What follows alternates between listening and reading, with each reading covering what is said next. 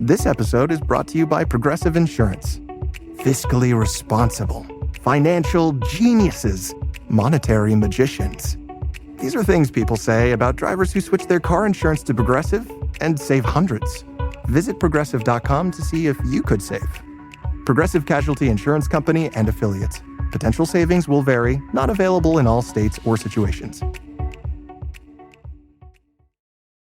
All right, and we are live. We are underway here on the Falcons Podcast. Welcome in. My name is Garrett Chapman, your humble host, and we're going to be going here for the next, 30 minutes to an hour. We'll see. I'll take your questions. We have a game day coming up here on Sunday. It's the New England Patriots and the Atlanta Falcons. It's a road trip up there. First time they've been up there since 2017, so it's been a little while here for the Atlanta Falcons. But we'll talk about that. We'll talk about some keys that I've put together for this Falcons team. Just some general thoughts here on where the Falcons stand heading into Sunday's game. Could they be buyers, sellers at the deadline? We'll talk a little bit about that here as well. And ultimately, we'll come back to the fact that can this team reclaim its identity? I think that's where it all starts here for this Atlanta Falcons team. But we'll talk about that. We'll talk about Sunday. We'll talk about the trade deadline, and then we will talk a little bit about where this team stands with injuries. And of course, as always, I will take your questions. So make sure to drop those into the chat, and we'll get to those as soon as I can.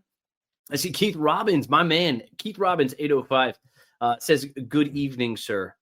Good evening to you as well. All right, let's start talking here about where this team stands heading into Sunday. Ultimately, this comes back to the fact that this team got called out by their head coach all throughout the week. They did on Sunday, then they did again on Monday, and then Raheem doubled down on it on Wednesday. He said this one thing, and it comes back to this fact, and it's not the craziest thought here, but the Falcons have to run the ball if they want to win this game. They want to win any game. They have to be able to run the ball. I mean, you talk about the fact that this team, when they hit 100 yards rushing, they're 3-0. They're undefeated on the season if they hit 100 yards passing or 100 yards on the ground. That's pretty cut and dry. They're 3-1, and then they're 0-3 if they don't. Excuse me. That's pretty cut and dry. If they want to have a chance to win this game, they have to establish the run. And unfortunately for this Falcons team, this is a New England Patriots team that doesn't allow a lot on the ground. That's one of those positions where the Patriots do a pretty damn good job against the run. So that's going to be the biggest key here for them. Can they run the football effectively enough? And it's Raheem Morris called it the lifeblood. He said that's, the basis of where this team does everything. You run to set up the pass, and Keith, you mentioned it. Like, this is the best tandems in the NFL. But between Tyler Algier and Bijan Robinson, there's absolutely no reason why this team shouldn't be able to run the ball effectively and run the ball at will. It's one of the weirdest things. Plus, you have an offensive line that I think is good enough to, first off, get called out. They understand what the expectation is at Flowery Branch. That unit is everything for this team. And I think that's why Raheem Morris felt so comfortable calling them out like he did. And I'm expecting to see some kind of bounce back performance. You have to. Because, I'm saying this today, here and now. If the Falcons lose on Sunday, that might be a wrap. Might be it. And obviously the numbers don't say that obviously the season's not over. They can go on a run. Crazy things happen. It's the NFL, yada, yada, yada. Feels like I must win. Because how the rest of this season shakes out, you lose on Sunday. All of a sudden, you're now 2 games below 500. You're staring at the 8 ball. You're heading out east to go play the best team in the NFL, an offense that's just churning right now. And if you drop that game, you're 3 games below 500. You come back into conference play or division play, and geez, man, then at that point you effectively have to win out if you want to have an opportunity, a chance to make the postseason. They played around too much, and they got burned. You've lost two of the worst teams in the NFL. And look, that's harsh on Carolina. They're not one of the worst teams in the NFL. They've shown that they're not. They're a 500 football team. So I rescind that statement. But Miami absolutely can be categorized like that. And at the time that the Falcons played Carolina, that wasn't really a confident football team. That wasn't a team who was playing good football. But we've seen them at their best. You see what they did against the Bills. You see what they did against the Commanders. And that's what makes it so damn frustrating, because you've seen them when they're playing good football. But this is a must-win. It's a must-win. And take it for what you will. Next-gen stats, I mean, like they say that if the Falcons as of right now are sitting at about 17% to make the postseason, not good. Not good, especially for a team who felt like it was built to contend right now for a playoff spot. But if you lose, those numbers drop almost to single digits. You win, it goes up to almost 29%. That's pretty good, and you're giving yourself a chance. And that's why it feels so critical on Sunday. And it starts with the offensive line. And I have a feeling that Storm Norton's going to be cleared on Saturday. I have a feeling he should be back. And I wonder if his presence shakes things up. Now, I don't know if he's just going to come in and drop in and take over the starting right tackle position. He may or he may not. He may not even be activated. We don't know. He still has some time. He has another week on top of this week to come back from that injury, because he has 21 days from when it was opened last Wednesday. Right? So he still has a little bit of time. And if he's able to come back, if he's able to be healthy and activated on Saturday, it would not surprise me to see him just drop in to shake things up. Because as good as Elijah Wilkinson was, he was a stopgap. And you can see he started to trend in the opposite direction. And it's not all on him, of course. Jake Matthews has been tremendous, and Ryan Newsel, I'd say, has been pretty good. And but it's your guards just haven't really been up to snuff. I'm talking about you got an all-pro level right guard and a left guard who has a chance to go maybe represent a couple Pro Bowls at some point. Like those guys should be better than what they're doing right now. And if that unit doesn't perform, we see what happens. You get blasted by the Dolphins. And really the worst defense in the NFL. Debatably the worst defense, undebatably the worst run defense. But it comes back to, what does that offensive line do? Can you get Bijan Robinson going? Can you get Tyler Algier going? It doesn't help them much if they're getting hit in the backfield. If they're not able to do anything, then yikes.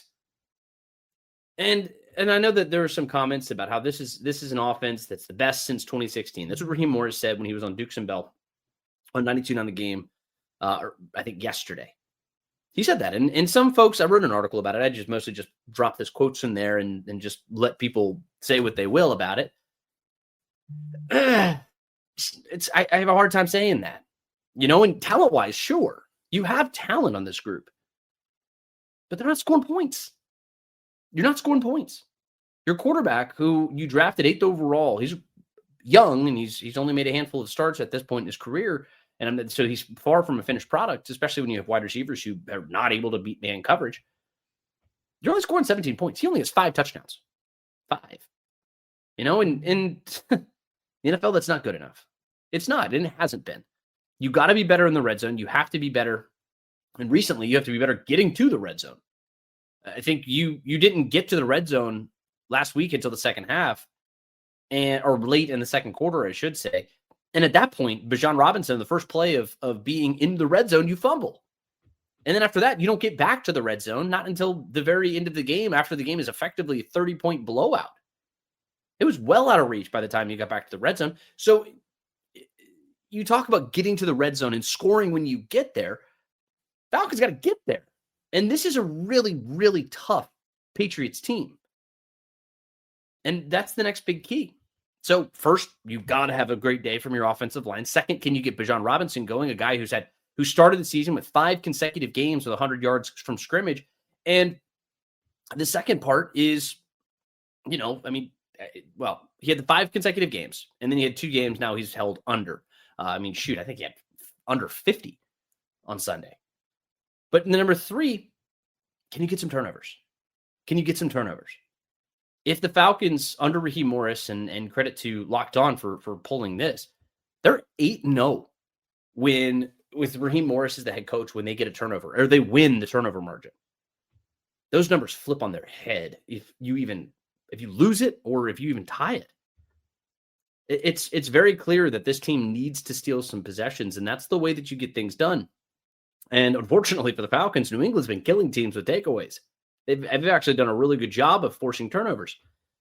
So it's a tough spot. that the Falcons find themselves in. It's what I'm calling a must-win game. Every game in the NFL to some degree is considered a must-win game because, I mean, look, it's the margins in the NFL are tiny, but we've seen this team respond before. And I think that's what you're really going to hope that they can do is go get a strong response. You lose by 30 points in week 3 to the Carolina Panthers. And at that point, you looked like a dead team walking. Right now, you feel like a dead team walking right now. You dropped below 500 for the first time since that blowout loss in Carolina. But they responded with 2 consecutive wins. And I would say that those were 2 of the better wins that they had, offensively at least. 2 of the best offensive performances that they've had all season. And I think that comes back to the fact that your offensive line came back and played good football. That's what this game is going to come back to. That is really what this game is going to come back to, at least for this Falcons offense. I know Zach Robinson's been getting a lot of heat, and rightfully so to some degree. But it's just a spot where this Falcons team needs to be better. They need to be better on offense. All right, let's jump into the comments. Keith Robbins just dropped a $2, man. Appreciate you, man. Thank you so much. I'm going to roll through some of these comments here. I'll start here with you. Of course, so Carolina's confidence came when they stomped us. Yes, you're exactly right. The moment that Carolina kind of picked up off of the mat, that was the week that they came out and kind of had their way with the Falcons. They made the Falcons look just truly bad. It was inexplicably bad. And the comments that you heard from Flowery Branch, they were embarrassed. They were embarrassed. And it was treated like a burn the tape type of game, which of course, I mean, like that's a common thing. I've heard that that's not a Raheem thing. I've heard that several times at many levels of college football, professional football, high school football, doesn't matter. It's called a burn the tape game. Everything kind of goes out the window. Things go crazy. Maybe you turn the ball over a lot. Stuff happens. Mulligan, right? You have 17 opportunities in this league, but I mean, a mulligan, fine. I get it. My concern was that they started treating last Sunday like a mulligan again. And very soon, like you can't be the guy who just pulls another golf ball out of his pocket and drops it down on the green, right? You can't just keep taking shots. That's not the way it works. And it felt like on Monday that there was some frustration with people because of the way that they address those comments. They say like, oh, it's a burn the tape type of game, blah, blah, blah, blah.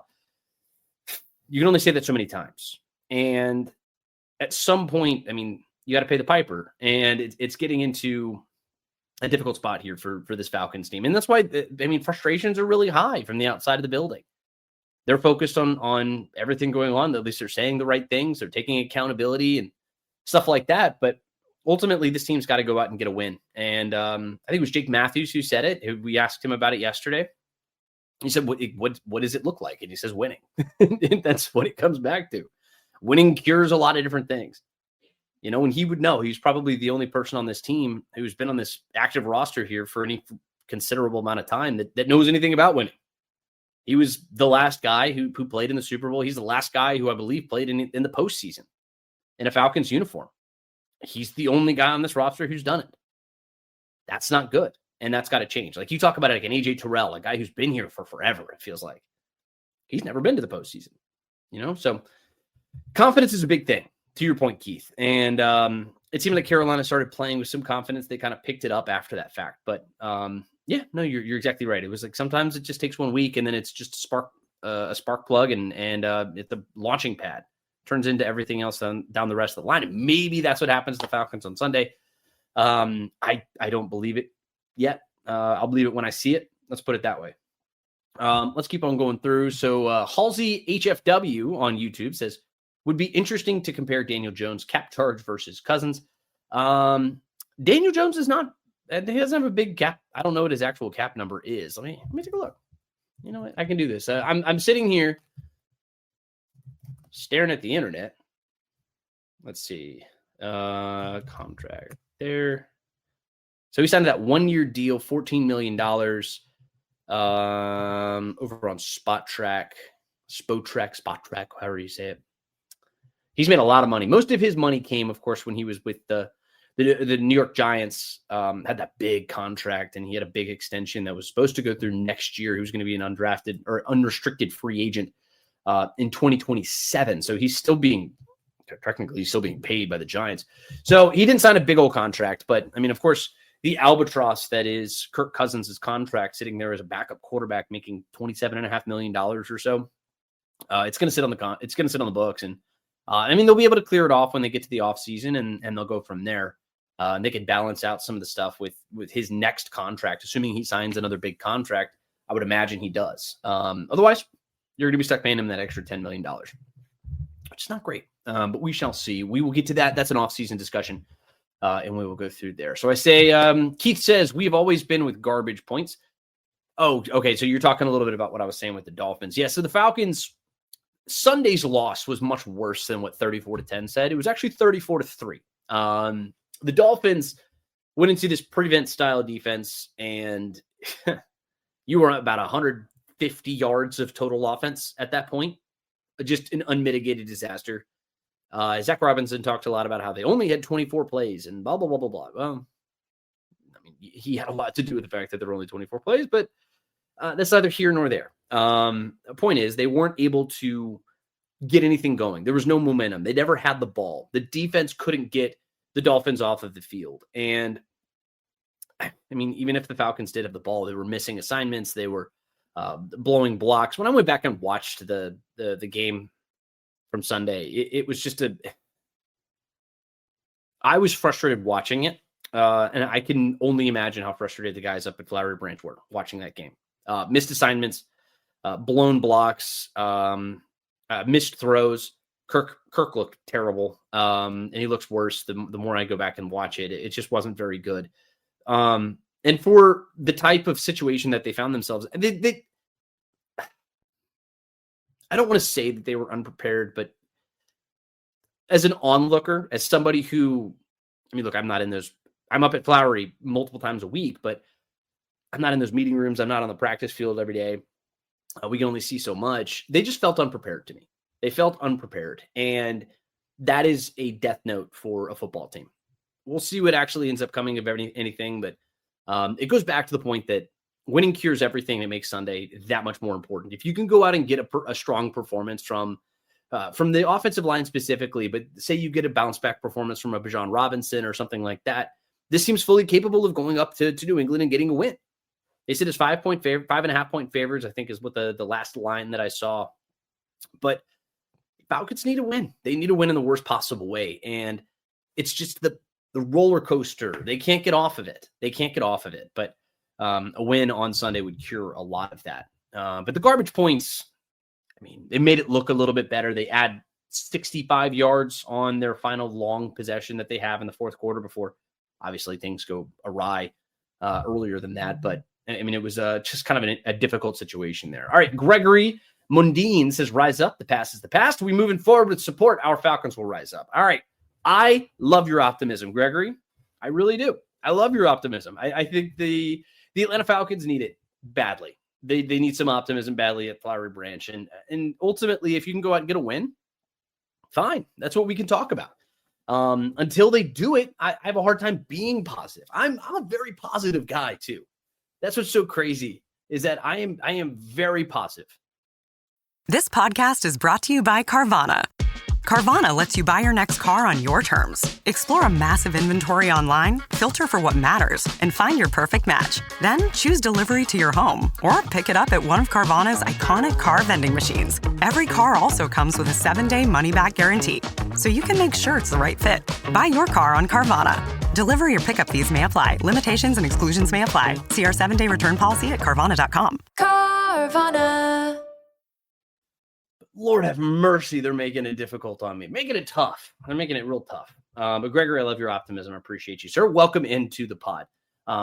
Just while I'm going through these comments, I want to take a quick second. If you are new to the podcast, or maybe if you're not, make sure, especially if you're over there on YouTube, take a look down. Just see if you're subscribed or not. If you aren't, click the button. Click the button. It only takes a second, and we really appreciate that. And it makes a big difference for all of us here at Falcons on SI. Helps us, kind of bring this content to more folks and keep talking Falcons football with you guys. And we really appreciate all of you. Thank you so much for jumping in.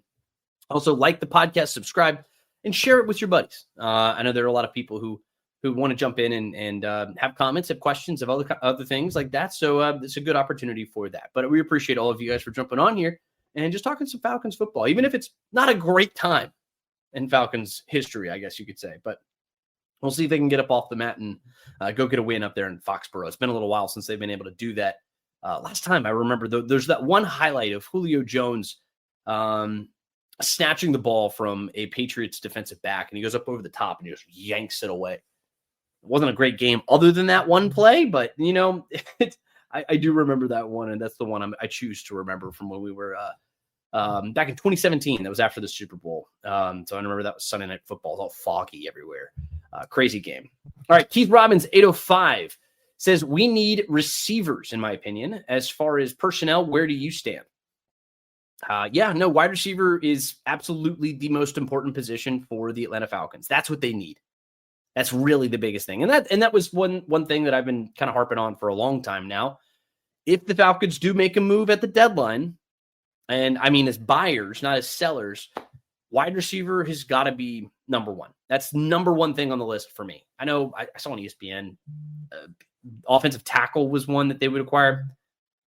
No, Falcons are not going to go and get an offensive tackle. They got Storm Norton who's coming back. And I mean, if they are going to move on from Elijah Wilkinson as a starter, not like off the team necessarily, then then Storm's going to come in and be the guy, and Elijah can drop back and be a swing tackle. But, wide receiver is critical. Wide receiver is a big need. Linebacker is a big need. You talk about the loss of Divine Diablo and what that means, and Troy Anderson's just continues to be on the shelf. I have very little faith at this point that he's going to be coming back and is going to add anything to this team at any point soon.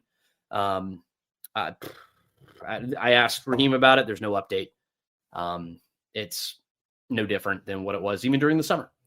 Summer, I would say that they were a little bit more optimistic that he could even come back in September, but maybe there's a re-aggravation or something else, but I don't know. I don't want to speculate too much just in terms of Troy, but linebacker is a need. And especially with JD Bertrand being really your last line of defense. Jeff Holbrick said that they were going to do kind of a by committee approach to replicate what they did with Divine. And we didn't see that against Miami. And I think that had a lot to do with the fact that you had an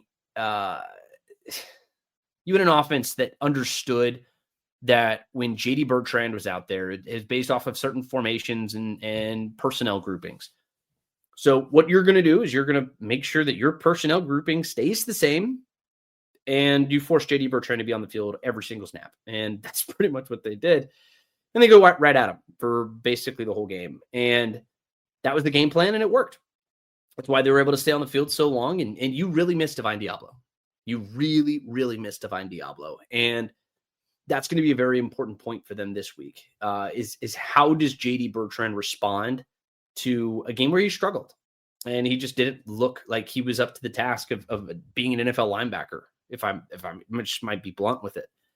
How he responds to that is going to be very telling, because I don't think that they have a lot of options. You go get Ronnie Harrison and pull him up off the practice squad. But again, there's a reason he was on the practice squad and not on an active roster.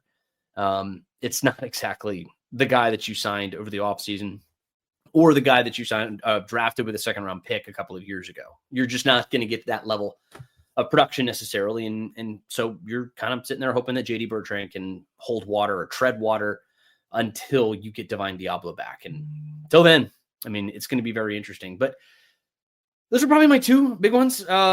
And when we get into the offseason discussion, we can save some of that discussion until then. But cornerback is going to be, of course, something that you want to address. You've got Mike Hughes is fine. He's been pretty good. I think he gets a lot of hate, just undue hate per se. But it's going to be something that you probably want to invest in just as you get into next year, and maybe some depth and other things like that. But again, we can get into that later. I don't see them making any moves. I don't think they should be buyers. I don't think they will be buyers. Depends on what kind of future that Arthur Blank sees for this front office. So it'll be telling. We'll keep an eye on it, obviously. But wide receiver is to answer your questions. Wide receiver is the biggest one. All right, James comes through and says, we're probably going to beat the Pats and the Colts and then proceed to lose to the Jets, Panthers, and get swept by the Saints. I don't like that. That would be brutal. I do like the first part. You have me in the first half. I ain't gonna lie. If you beat the Pats and the Colts, and what would that be? 5-4 at that point, the Falcons would be, right? I think that's right. That would be very good. Great. You're right there in the thick of it. You jump right up to the top of any NFC playoff picture, blah, blah, blah, blah, blah. But losing to the Jets would be a disaster. Losing to the Panthers again would be a disaster. That would be at home this time. And then if you're swept by the Saints, terrible situation. I like the first half. I don't like the second half very much. But so I hope you're wrong, but I also hope you're right to some degree. James, appreciate the comment, man. Michael Ronquillo, my man, how are you? How are you? He hits you with the red and black hearts, as always. Keep on rolling through. George, I don't know what you mean, 5 more years. I don't know what you mean about five more years, but we'll keep on rolling through. James MPO says, what record do you think Raheem Morris needs to keep his job? Well, I think he needs a winning record. I think ultimately that's what it's going to come down to. And it's not as much on Raheem, you know, and again, I am not going to sit here and advocate for somebody losing their job. I am not doing that. And I want to be very, very clear that I'm not doing that. I'm answering a question. So James, he's got to get a winning record. And it's less about Raheem and more about Terry Fontenot. It's more about what this team has been before Raheem got here. This team has not been to the postseason since 2017. We've talked a lot about it. It's been a big topic of conversation in this city, on sports radio, sports talk radio, all over the place. Right, and rightfully so. You don't make the postseason. You have the second longest active drought in the NFL. That ain't good. That ain't good. Right? And you go and you fire Thomas Dimitroff. You move on from him, from the most successful general manager in Falcons history. You fire Dan Quinn. You move on from him, probably the second most successful head coach here, or if not the most successful head coach in Falcons history. You move on from those guys. You bring in Arthur Smith. You bring in Terry Fontenot. They don't get it done. You fire Arthur Smith, and then you bring in Raheem Morris. And if you don't get to the postseason, much less a winning record, then Terry's going to go. And unfortunately, that's just the situation that they find themselves in. And if you fire the general manager, you're not going to keep a head coach who's moving into his third season and fire the GM.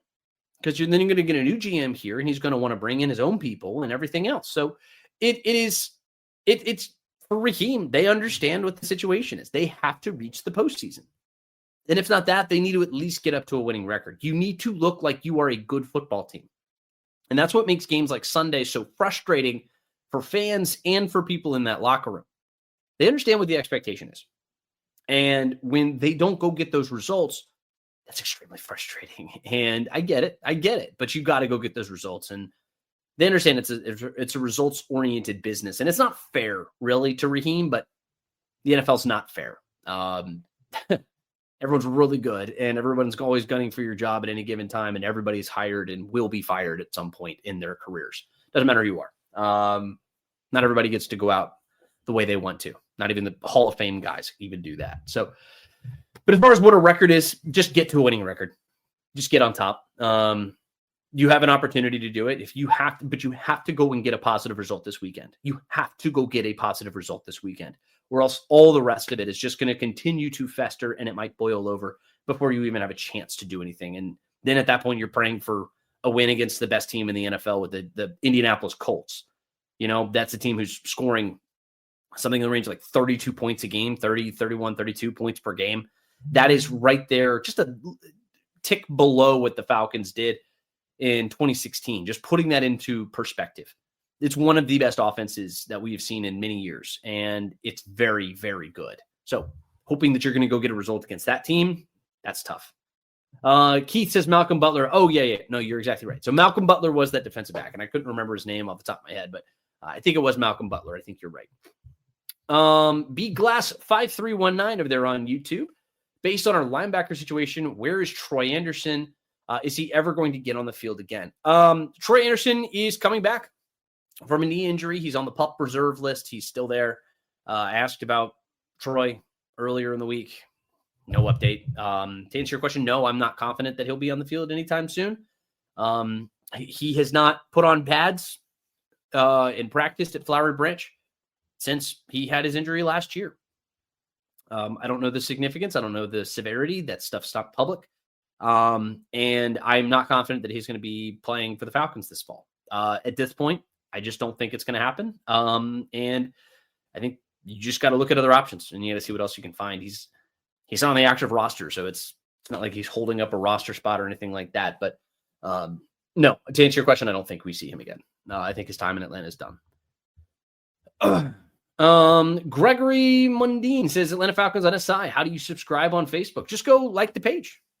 You can go follow, follow, subscribe, all that other stuff. If you just click on, I think if you click on the icon or whatever, you can go to our page right there and then you can click follow. And that's the best way to do it, Gregory.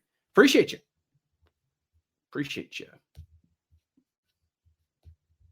Keith Robbins says, I think Troy's bagging groceries for Publix.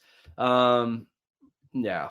Well, no, he's not. He's at Flowery. I've seen him at Flowery. I've seen him in the locker room. I've seen him various points. But media can't talk to him. So he's off doing his own thing. And I wish him well. I hope he's doing well. I hope he's doing okay. And I hope he recovers and everything goes great. And I hope he has a prosperous NFL career or doing something else if he so chooses. Good for him. And I hope he does. I hope he does well. I wish him the best. All right. Art of the Genre 6087 says, is it possible that Zach Robinson isn't the problem and that it's actually a washed Cousins and a mid Penix who can't fully understand NFL defenses? This is why he's trying to give a bit of time using pistol.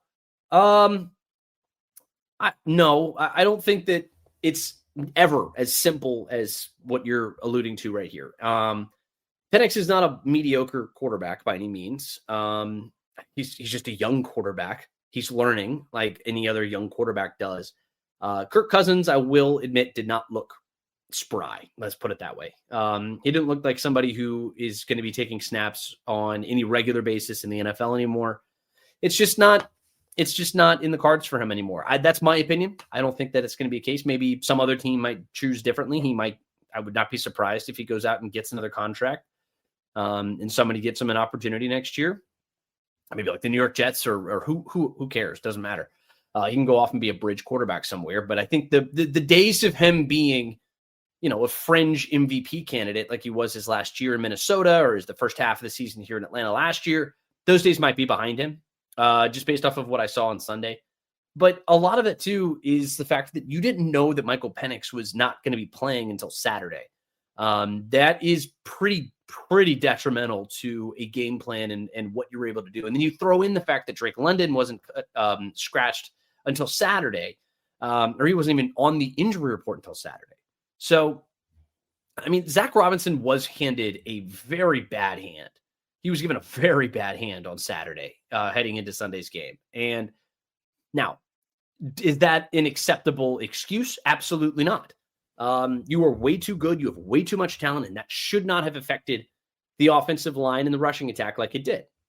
But here we are. It did. And that's why we're having this conversation. But no, I think that Zach Robinson and the blame that he gets, I think is a little too strong. It's a little too hot, I guess, on him. But, Penix has also made some mistakes. Penix has also not been able to hit the middle of the field. Penix has also struggled with beating man defenses. And the wide receivers, have also not been very good at beating man coverage. And if you have a lot of wide receivers who can't beat man coverage, like Darnell Mooney, looking at Darnell Mooney here, he has to be better. And he was better. On Sunday, it's just Kirk Cousins missed it. You had a play at one point where Darnell has a deep post and he's wide open. Kirk just sails the ball. So if he hits that damn pass, we'll be talking about something a little bit different. Maybe then the Falcons were able to get something going, but no, it's a different conversation. So no, it's not as black and white as what you're saying. And I guarantee you it's not as doom and gloom as you're alluding to. Cousins is going to be off the books. I don't think Michael Penix is mid by any stretch of the imagination. He is a very talented quarterback. He's got a great arm. And I think he's still learning just as far as reading defenses and learning how to do all that stuff. I think it's just something that comes in time and it will. Keep on rolling through. B-Glass5319 says, shake my head. You're probably right. That sucks missing Nate Landman right now. Yeah. I know for a fact that they're missing Nate Landman. He was already NFC Defensive Player of the Week. He's a team captain out for the Rams right now. It is not a very good situation for them. But Keith Robbins comes back and says, like you said, they can't get off the roller coaster. Yep. And the way you get off the roller coaster is you win football games. That was what Jake Matthews said, and he said it best. I mean, that's the cure-all in the NFL. In any sport, really, is you go out and get some wins. That's how you get off the roller coaster.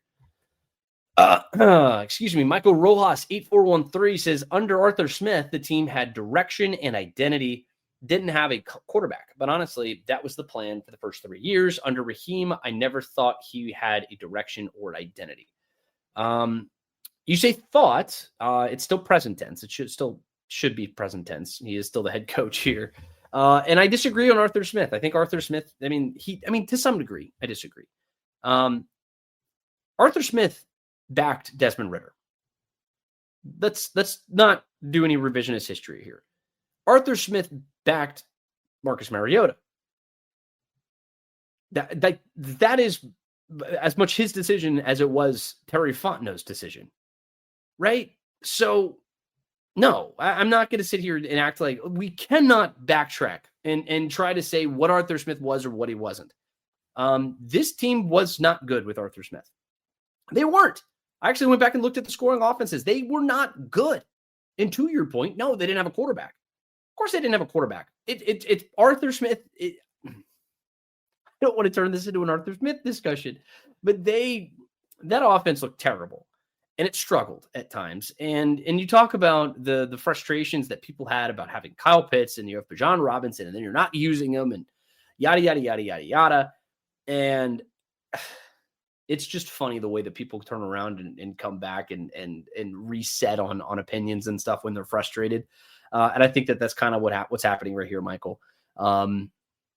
It's not as simple as him just not having an offense. I think there were other foundational issues. He got snippy with the media. He pushed back on people. And then ultimately, I think he never lost the team, but the way that he got blown out against that Saints team, it felt like he lost the team. And that was eventually what happened. And that's kind of the way it all went south. Let's keep on rolling through. I think I see some people coming here. So Shy Boogie says, but you have to back your quarterback. Of course he does. He absolutely has to back the quarterback. But I mean, it's not, it was a bad situation. It was a bad situation. He was fired for a reason. Like we have to go back. We can't go back and remember what it was then. That was a bad situation. That was a really bad situation with Arthur Smith. And I think people are just remembering it differently because they're frustrated right now. Halsey HFW says the plan was to draft Jalen Mayfield, Richie Grant, and Desmond Ridder. Flunk that plan. It wasn't good. And I think that has a lot to do with Terry Fontenot. I think Terry Fontenot made some big mistakes. He made some mistakes early in his career. And it was a tough start for Arthur Smith. I think that was also a really bad football team his first year, and I think he overachieved. So to his credit, they overachieved. But then you got to year 3, and it felt like he just consistently, he was on the quarterback carousel. And then he was also just not a very popular person. And I think that's what it came down to as well. The team liked to run the football. They liked to get their guys, get the running game going and stuff like that. But it was ultimately came back to your point that they didn't have a quarterback, but they made some big mistakes elsewhere on that team. Tony Bradley says, if we beat New England in Colts, we will never get rid of Morris and Robinson. The goal is not to get rid of Raheem Morris or Zach Robinson. That's not my goal. It shouldn't be your goal either. The goal should be beat those teams and reach the postseason. I don't understand that at all. I'm not going to intentionally root against my team to turn around and say, this is perfect. Now I can go fire this coach and I can hire my 4th head coach in the last 5 years. What is it? It's Dan Quinn in 20. And then it's, you don't even count the Raheem stuff, the interims time. You go Dan Quinn, and then you go from Dan Quinn to Arthur Smith up to Raheem. And now you want your 4th head coach in 5 years, 6 years. No, I'm not on board with that. I think that this team needs to reach the postseason, and I want this team to reach the postseason, and I will cheer for this team to reach the postseason. And I want to cover a team in the playoffs. I mean, that's another big thing. All right, keep on rolling through. I think I skipped some comments on accident. I'm going to come back up here. Sorry. Halsey HFW says, I feel like part of the issue with the Falcons in the blank years has been regrettable trades of draft picks, trade up for Tack, trade up for Rook, Pierce. Heck, I can go all the way back to Pierce Price. Yeah, I mean, look, it's trading up for picks. I mean, you can also say Julio Jones and all these other picks. Like, there are lots of players that you trade up for. And if Desmond Trufant's another one. I mean, there are a lot of players who, if you fall in love with them, which Terry Fontenot has a tendency to do, that's something we've seen from them, you fall in love with a player, and then all of a sudden, like, you got to go get that guy. He did that with Rook. He did that with James Pierce. And I think Jalen Walker just sort of fell into his lap. And then he realized that it was like, well, I just wanted James Pierce all along. So it's like we're living in draft day, like the movie. That's kind of the way it was. And look, there are a lot of people on this list that I wouldn't put. Like Tack McKinley is not somebody I'm going to put up. That's not like an Arthur Blank thing. It's not Arthur Blank doesn't have any decision with that. That's not how it works. He allows Terry Fontenot and the people in that front office to make those decisions. There's a clear separation of power there. And that's what Blank says. That's what everybody says. And I believe them to some extent, or to whatever extent. I believe them. That's the point. And the trade for Rook, I think, has been fine. He's turned out to be a solid defensive lineman. He's contributing. He's taken that year two leap that a lot of people really wanted to see from him. And I mean, Tack was terrible, and I'm not going to make any excuse about that. James Pierce, he's a year one pass rusher. He's learning. He's getting better, and he's getting pressures on the quarterback. It's just he's not getting to the quarterback yet. And I think he still can. Just give him some time. We'll see. But to your point, when you make those decisions and you make those trades, you lose out on your mid-round picks. And then when you actually do get your mid-round picks, like a Troy Anderson or Braylon Trice, guys like that, and it doesn't work out, then it just exacerbates the issue. And then you don't have those mid-round picks that you're able to turn around and go, bolster your defense, to bolster your offense, get those depth players, go get those wide receivers that we're talking about, go get some linebackers like we're talking about. And now you're all of a sudden having to trade more picks to go off and get some more for veteran players, or maybe you have to pay them in free agency or something like that. And it blows up your cap situation. The fundamental part of being a good football team is drafting well. If you can draft well and take advantage of your picks, those are the teams who go on in the postseason. And I mean, to this point, the Falcons haven't done a good enough job. They haven't. They have some good players. Don't get me wrong. Like Bijan Robinson, good player. Drake London's a good player. Like you can go down the list of lots of good players that this team has drafted. Oh my God. You get outside of that first round and it's a mixed bag, probably at best. Halsey comes through, says, should Blank tell his people to chill with trading away draft picks? No. I don't think Arthur Blank should say anything. Arthur Blank is not a football guy. Arthur Blank is an owner. Let Arthur Blank be an owner. The less he gets involved, the less he meddles, the better. Gregory Mundine says, what do we do with Kirk Cousins? Well, he's just going to stay on the roster. And then you're going to release him at the end of the season. And then at that point, go off and do his own thing. He'll be an unrestricted free agent. You'll release him in March or I guess in February, and he can go off and do his thing. And all of his guaranteed money will have been paid, and he's gone. Sayonara. Be well. Have a great life. He's a nice guy, and I like Kirk. I like Kirk the guy. But as far as his contract, let's be gone with it. Shy Boogie says, I think Zach might just need a mentor as far as calling plays. I've heard this floated. Raheem was asked about this on Dukes and Bell on 92.9 on Wednesday, and he pushed back on it. That's just not going to happen.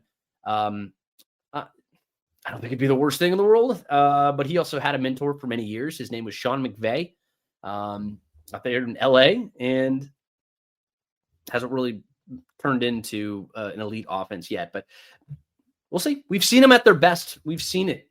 Hopefully we'll get to that. Let's go back over to YouTube where he says, look, all Falcons fans don't believe in any coaching staff. Arthur Blank need to go get Gary Kubiak out of retirement. Gary Kubiak? That's a name I haven't heard in a while. That coach knows how to win. This time, Denver can't block this time. Well, okay. I'm not ready to get to that point. I'm not here. I mean, Mike McCarthy is probably another name that you would throw into that. Just veteran coach, knows how to win, knows how to run an organization. But again, I'm not to that level. I'm not going to get into that kind of stuff right there. Keep on rolling through. Halsey HFW says, not interested in another 2 to 3 year coaching staff. I'm not either. I am not either, Halsey. I want to win really badly. I haven't done a whole lot of it. Zach Hubbard, super chat. It's always going to jump to the top of the list, like I say. If you want to jump in, you have a question, you want to get it all the way to the top, do what Zach just did. It says, what did you think about Kurt Warner's tweet that he's against calls for firing, that OCs need time to grow and adapt as well? Do you think Zach Robinson will adapt? Yes, I do. He's a smart guy. Like, Zach is a really smart coach. He is. And I think based off of the conversations that I've had with players, both on and off the record, is that he knows how to get his guys prepared. It just hasn't translated to wins. And he has not shown that he is capable of adjusting in games. But he's only called what 24 games in the NFL. His career is far from done. This is the very beginning of his career. He is a first-time play caller. Last year was his first time as a play caller. He's shown potential. He's shown flashes of being really a really good offensive coach. And I think he'll get there. It's the same thing with quarterbacks. It's the same thing with a lot of players in the NFL. It just takes time. The problem is he's up against it. And this is a Falcons team who knows that they need to go get wins right now. Is he the guy to go get you wins right now? That's where you kind of have a question. And that's where I kind of have a question. And that's where I've been critical of him. And I'm sure he would agree that rightfully so.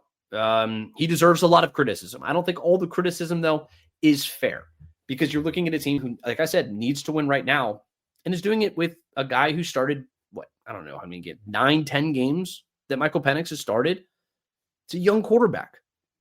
But you saw the turnaround that he did last year, albeit with a veteran quarterback under center, but then he got hurt. And issues started popping up. But I think he is a talented coach. I think he's got a long way to go.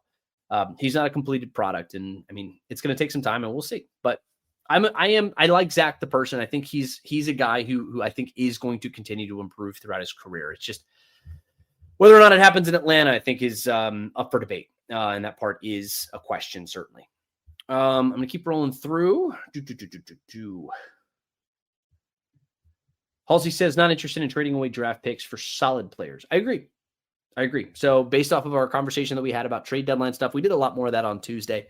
I'm running out of time here, so I'm probably not going to do that here today. I don't think that the Falcons are going to make any moves like that. We'll do our post-trade deadline, evaluation when we have our show on Tuesday. We do the show every Tuesday at 6:00, so it'll be post-deadline at that point. So make sure to jump in. Make sure to set a reminder for that one. We'll get into that one. Plus, we'll react to everything we see on Sunday, which is going to be a lot. Win, lose, or draw. Hopefully not a draw. I hate draws. No ties. Win or lose. We'll have plenty to discuss here on Tuesday. So make sure you set that reminder. We'll talk about a lot of that as well. Let's see. Shy Boogie says, Raheem Morris is really a winner. He's been to 3 Super Bowls and won 2. So the guy knows talent. And in the last 2 drafts shows it.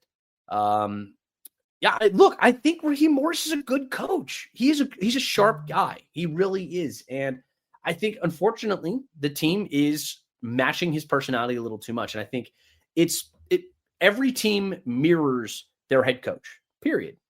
And when you have a team who's riding a roller coaster, it means, in my opinion, I don't know this because I'm not inside of the organization. Obviously, I'm close to it, but I'm not inside. It tells me there's a little bit of this with the coaching staff. It tells me that there's some up and down. It tells me that there's a little fluctuation. You can't tell me there's not.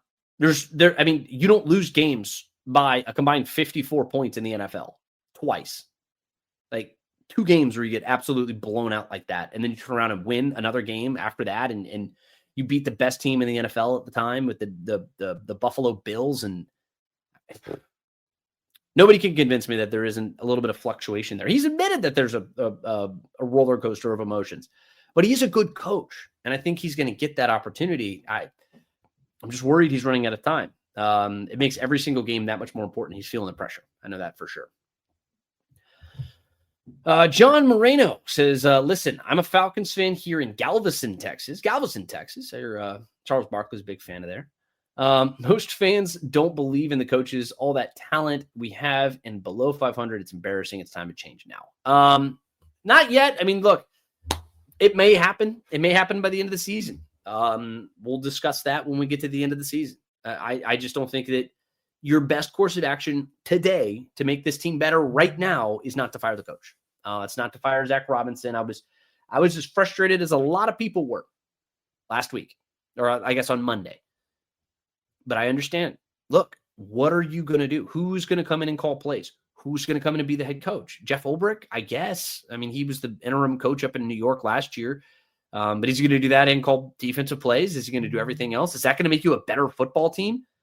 Also, it's not like you can go get a better draft pick or anything else like that. You don't have it. So, and Arthur also doesn't fire coaches midseason. It's not something that he does generally. Dan Quinn was fired midseason. Bobby Petrino, whatever. I mean, he's not a whatever. Screw that guy. But then there's, Dan Quinn basically went into the season knowing what the situation was, and then they start the season 0-5. And then the rest was history, of course. But Arthur Blank doesn't fire coaches midseason. It's not really what he does. All right. I'm excited about this game on Sunday. I think this Sunday is going to be very important. I want to run through some of this other stuff. Make sure to give me a follow at GChatBTL on Twitter. That's the best way to stay up to date on everything that we have going on over there at Falcons on SI. But I do want to say this too. So I talked a lot about how this team needs to reassert its identity on Sunday. And that starts with running the football. It starts with its offensive line and how this game on Sunday is a must win. But as far as what you're doing on the other side of the ball, you got to get after Drake May. This is a guy who's okay against the blitz, but if you do get pressure to him, he will take sacks. He's been sacked the second most in the NFL, 28 sacks this year, and he has the second highest pressure to sack ratio, 26%, 27% actually, among all qualified quarterbacks. So if Jeff Ulbrich is able to dial up some stuff, and that where it comes back with Billy Bowman, his status is going to be important. He's been used in blitz packages and stuff like that, just out of the nickel. Jalen Walker, he could be coming back this week. I want to see James Pierce, man. I want to see this guy take off. I want to see him take that next step, and I think this could be a big opportunity for him. But it's as important with this, getting pressure on Drake May, because if you're able to do that, I wonder what the Patriots are going to be if the running game is not healthy. Because Travion Henderson, really talented running back out of Ohio State, he struggled a little bit. He came on late in last week's game, but Ramondre Stevenson is dealing with a toe injury right now. If he's not able to go, he's been their leading running back, he and Drake May. And Drake May's really been the guy who's hurt them with his feet. But that rushing offense is very important to them and what they do. But it's going to be a lot of Drake May in this game. And if you can force him into a couple of mistakes, maybe you can get some pressure on him and hit him. He's been very, very good for them this year. But he can burn teams with his legs. Very similar. I mean, Jeff Ulbrich called him a mini Josh Allen. But that's kind of where the presence of Divine Diablo is going to really hurt, or the lack thereof, I should say. If he is not able to play, obviously he's not going to be able to play. JD Bertrand, if he's not able to play at a higher level than what he did last week, then it might be tough.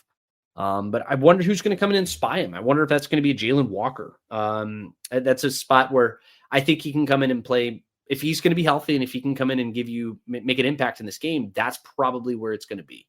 So I'm excited to see what he can do. But in terms of health and stuff like that in general, the Falcons are in okay shape. This is one of their best DMP lists of the season so far. You can go check that out at Falcons on SI. Go check out that injury report. But there are no DMPs on that list this week, which is a huge positive development for this team, especially based off of what we saw from them last week. Is Drake London going to be healthy? Is Michael Penix going to be healthy? Billy Bowman, Jalen Walker. Let me see. Zach Harrison was on that list.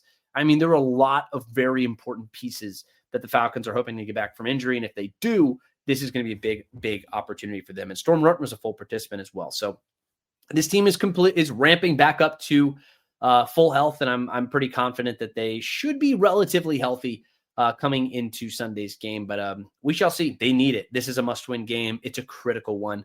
And things need to bounce their way in this one. Maybe if they can get some turnovers. Shown to be a big thing for them. Go get some turnovers, and we'll see what they can do. All right. Big thank you to all of you. Big thank you to everyone who jumped into the podcast. We had hundreds of people here coming in from all platforms, so I appreciate all of you guys for all of the questions, lots of comments, lots of great content that you guys were helping me provide. And this is a big one. It's about as big of a game that this team has had. You're heading up to New England. Your backs are against the wall. You just had, I would say, your worst performance of the season. How do they respond? And I think that's really what's going to be the biggest thing to watch. But we'll talk about everything plus trade deadline discussions and stuff like that coming up on Tuesday.